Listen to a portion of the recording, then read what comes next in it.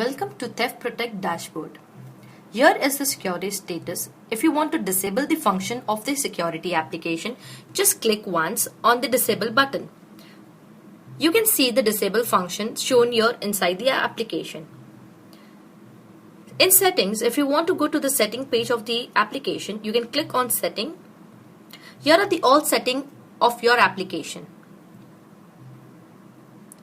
SIM detail, these are just for your detail, your IMEI number and SIM series. Alternate contact number. You have already contact number already added into it. If you want to add some more, you can just go to update.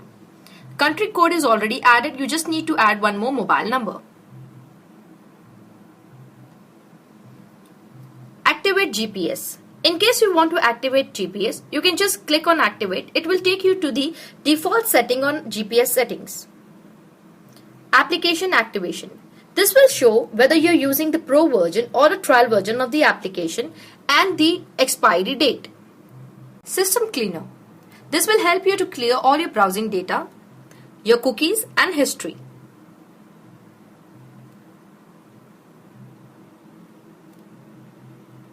Backup and restore. This will help you to backup your contact and your SMS of your phone. Restore will help you to take all the backup which you've taken of your SMS and your contact.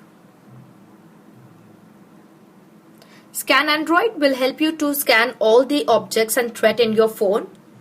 You just need to press quick scan. SMS command.